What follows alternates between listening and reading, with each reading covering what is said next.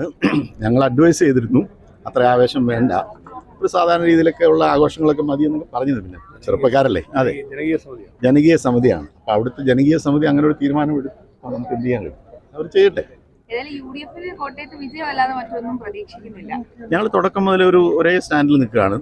UDF-നെ സംബന്ധിച്ചിടത്തോളം നല്ല വിജയം കോട്ടയം പാർലമെൻറ്റ് മണ്ഡലത്തിലുണ്ടാകും. കോട്ടയത്ത് മാത്രമല്ല, നിങ്ങൾ നോക്കിക്കോ, ഈ വോട്ടെണ്ണി കഴിയുമ്പോൾ കേരളത്തിലെ 20 പാർലമെൻറ്റ് മണ്ഡലങ്ങളിൽ ഐക്യജനാധിപത്യ മുന്നണി നല്ല രീതിയിൽ വിജയിക്കും.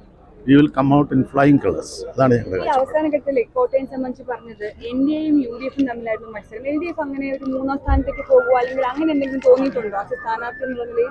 ഇല്ലില്ല, ഞങ്ങൾ അങ്ങനെ ഒന്നും പറയുന്നില്ല. ഇതൊന്നും നമുക്ക് പറയാൻ കഴിയില്ല. ഇതൊക്കെ ജനങ്ങളാണ് തീരുമാനം. ആര് 1ാം സ്ഥാനത്ത്, 2ാം സ്ഥാനത്ത്, 3ാം സ്ഥാനത്ത് എന്നൊക്കെ ഉള്ളത് ജനങ്ങളാണ് തീരുമാനിക്കുന്നത്. നമ്മൾ അതിനൊന്നും പ്രീജഡ്ജ് ചെയ്യേണ്ട കാര്യമില്ല. ജനങ്ങളുടെ തീരുമാനം വരട്ടെ. അപ്പോൾ ജനങ്ങളാണല്ലോ തീരുമാനിക്കുന്നത് ആരാണ് 1, 2, 3 എന്നൊക്കെ ഉള്ളത്. ഇങ്ങനെയൊക്കെയുള്ള വാർത്തകൾ, കമൻറ്റുകളൊക്കെ വരും. നമ്മളതൊന്നും ഒരു പരിധി വിട്ട് സീരിയസ് ആയിട്ട് എടുക്കേണ്ട കാര്യമില്ല. വെയിറ്റ് ചെയ്യുക, ഏതാനും മണിക്കൂറുകൾക്കകം ചിത്രം വ്യക്തമാണ്. അതൊന്നും പറയാൻ പറ്റില്ല. അതൊക്കെ പാർട്ടിയും മുന്നണിയുമാണ് തീരുമാനിക്കുന്നത്. മന്ത്രിസ്ഥാനമാണ് അതല്ലെങ്കിൽ MP MLA സ്ഥാനമാണ് ഏറ്റവും വലുത് ഞങ്ങൾ കരുതുന്നില്ല. നല്ല കാര്യം, ഞങ്ങൾ അതിനൊന്നും എതിരല്ല.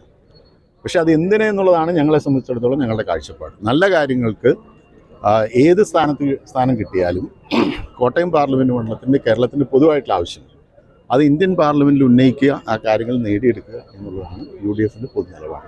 ആ നിലപാടിനനുസരിച്ച് ഞാനും നിൽക്കും. ഞങ്ങൾ പ്രതീക്ഷിക്കുന്നില്ല. സർവേയുടെ കാര്യത്തെക്കുറിച്ച് ഞാൻ പറയുന്നില്ല. സർവേ ഒന്നും ഞങ്ങൾ പാടെ തള്ളിക്കളയുന്നില്ല. സർവേയിൽ ചിലതൊക്കെ ശരിയാവാറുണ്ട്, ചിലത് ശരിയാവാറില്ല. പക്ഷെ BJP അക്കൗണ്ട് തുറക്കുമെന്ന് പറഞ്ഞിട്ടുള്ളത് അത് ദേശീയ മാധ്യമങ്ങളുടെ സർവേയിൽ മാത്രമേ വന്നിട്ടുള്ളൂ, കേരളത്തിലൊന്നും വന്നിട്ടില്ല. ഞങ്ങളത് വിശ്വസിക്കുന്നില്ല. BJP കേരളത്തിൽ അക്കൗണ്ട് തുറക്കാനുള്ള ഒരു സാധ്യതയും ഞങ്ങൾ കാണുന്നില്ല.